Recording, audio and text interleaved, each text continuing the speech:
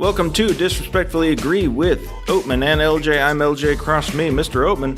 Oatman in the house. Music hits me so hard, makes me say, oh my Lord, thank you for blessing me. What am I to rhyme and do like me to feel good? Going to talk about Tag. Before we start, though, I just want to say that I am doing this podcast under protest. No. I didn't want to do this silly sort of entertainment. No. But my colleague insisted that we do Tag, and it's sort of weird frat boy humor, and I said, okay. Opposite. Switch that, reverse it. This stars Ed Helms, John Hamm, Jake Johnson, Isla Fisher, Hannibal Buress, Nora Dunn, Jeremy Renner, so on and so forth. Okay, I saw it. You wanted me to go see this thing. I did. Why did I have to do this? What did you think of it? The jokes seemed mostly kind of forced, and this is difficult because I don't... It's not particularly funny. It's okay. I get it. The conceit of it is somewhat humorous, but I'll grant I gave it a laugh or two throughout, and the ending I think works, but it's a long walk to get to an ending, especially an ending, we won't spoil the movie just yet, but it's an ending that feels kind of unearned and a little out of nowhere to try and add some pathos to this thing that is ultimately, I think, undeserving. Or at least they don't earn it. Okay, I enjoyed it more than you. I thought it was the kind of film that kind of knew what it was. I mean, first of all, I like the fact it was based on a true story. Well, inspired by. Nah, it's based on a true story. Well, it says right at the beginning, inspired by. Same difference, I mean. It's whatever. not the same, but okay. It's kind of the same. I mean, of course, they change a lot of stuff, but that's what all films do. But it was really good. I thought it did a lot of... It took a lot of the sort of frat boy humor and it let women into it, which I thought was interesting. Because usually so often in these films, they become sort of almost these cinematic locker rooms where only men can kind of apply. So I really like to point out when the filmmakers allow women in to kind of play with us a little bit. But also, in this case, I mean, there's the journalist who tags along. It's a nothing. The journalist is a nothing. The only female character we have here, and I like her, and I enjoy her performance in this, Isla Fisher, but the way she gets to be involved is, well, she's actually the most frat boyish and stereotypically alpha male-ish of all of them. That's how she gets to be involved, is because she's basically also that cliche. I don't know. I just think she was, I don't think because a woman is aggressive that's necessarily alpha male territory. But I got you, but I agree. I did think she was aggressive. I liked her. I thought she was good. I thought it worked.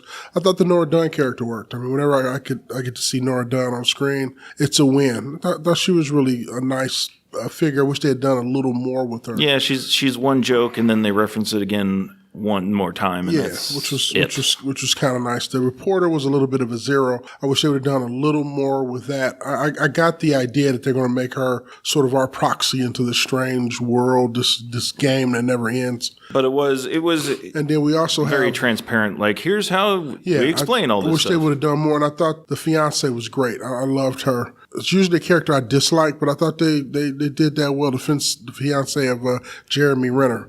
Liked that character a lot. And they kind of, at the end, when the scene, which I think is, I would disagree, I think is earned with, really loved that kind of... I like it too. I don't, it does come out of nowhere. But I thought it was good. I said, wow, this is a tick up from the Adam Sandler...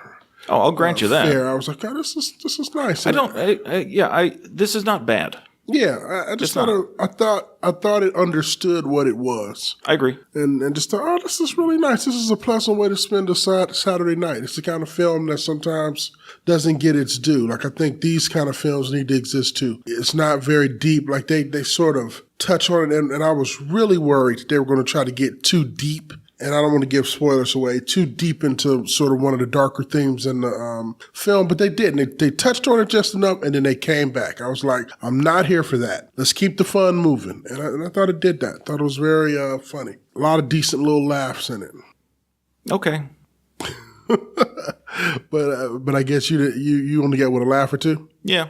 Yeah, I thought it was good. I think this is the way you do slapstick. It's like a modern slapstick comedy. I guess I don't find a lot of joy in, and I never really have, of people falling down or getting hurt.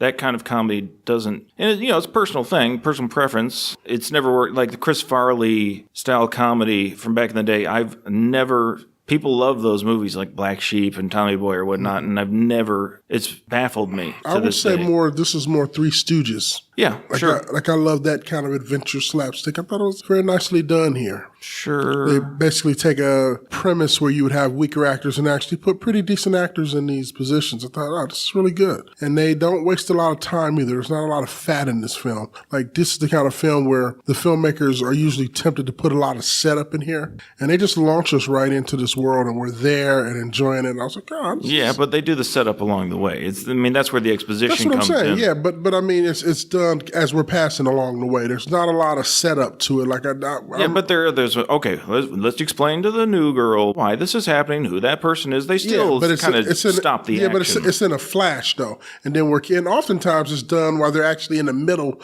of some wacky adventure. I said, okay, I like that a little better because like sometimes when I go to some of these comedies and I'll be doing a date night or something or checking it out, you'll see a situation where you got to sit through that 15 minutes of setup, and you're like, when are we going to get to the movie? Enough. I get it. He's an executive and he has a family and and then pretty soon we get into the wackiness. This doesn't wait. It starts you in the middle of a bit and then launches you into the thing, and that's what we're here for, and it never stops. I was like, okay, I'm down.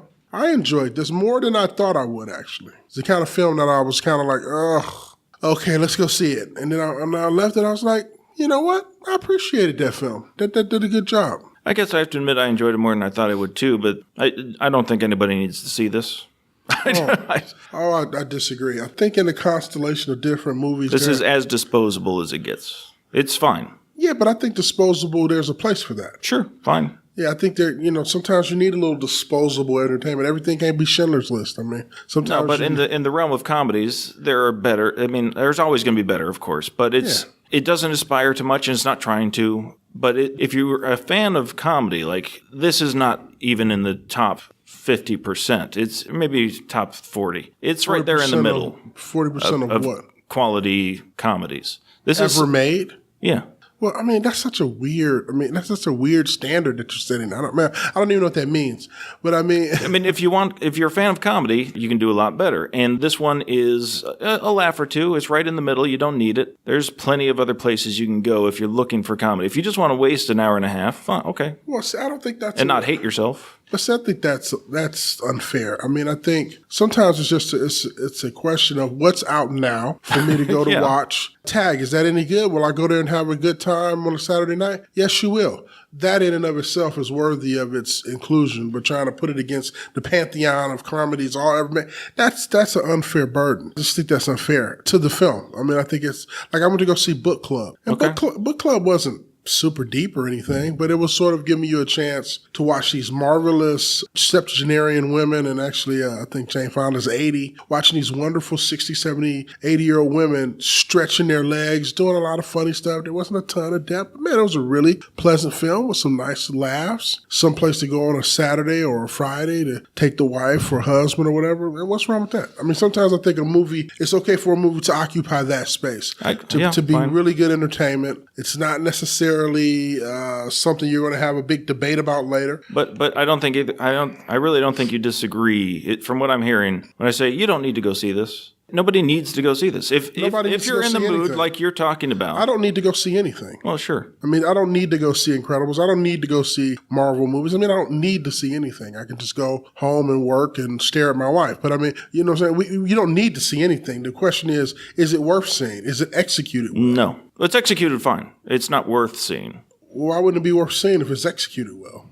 If it accomplishes its goal to just entertain you, why is it not then? Now, it's okay if you say, I don't think it accomplished the goal of entertainment. That's cool. But if it's entertaining. I need more than competence. But it's not just more than competence. You laugh. That's more than competence. Once or twice is not. For a comedy, that does not reach the bar. But then it didn't accomplish its goal. That's a different standard. That's just a bad film. Then that's not. It's not a bad film. It's competent. Well, if it's only made you laugh one or two times, it's a comedy. Most comedies are not funny. Well, then those are bad comedies. Yeah, I agree. This one had one or two laughs, and that is. Well, then you're saying something different. What you're saying is it's a bad film.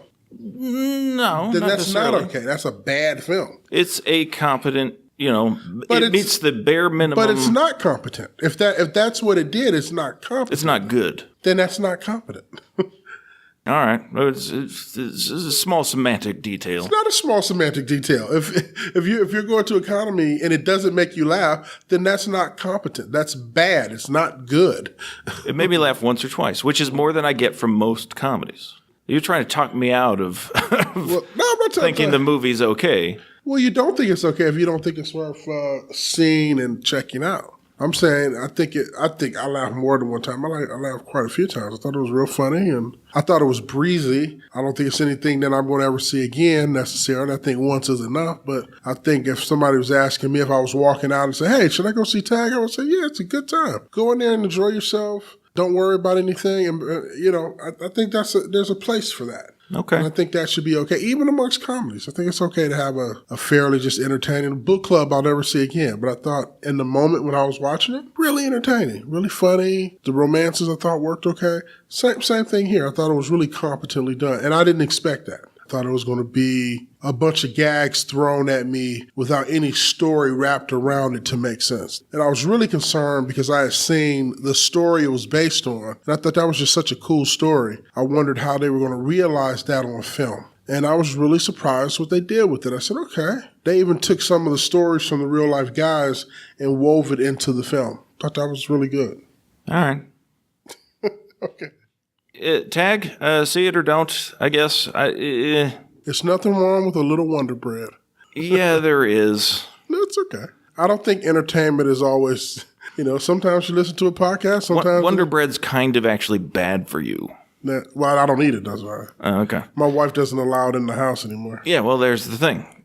Same thing here. We shouldn't have this in the house.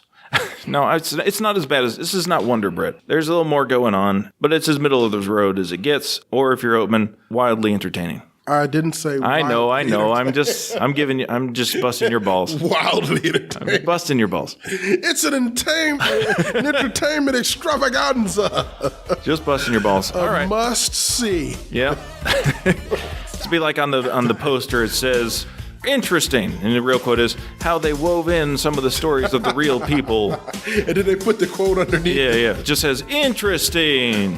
Wildly fascinating. If you only have $20 left, go spend it on Tag. That brings us to the end of this episode. Come see Oatman's play Dutchman Yay. in Cleveland. July 26th, 27th, 28th, and 29th at the PNC Arts Campus on 105 near Wade Park.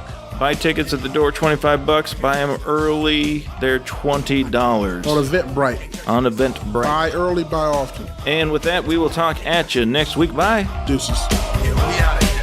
Can't trust this. Give us a review. Oh, and I thought the latent racism was interesting, too.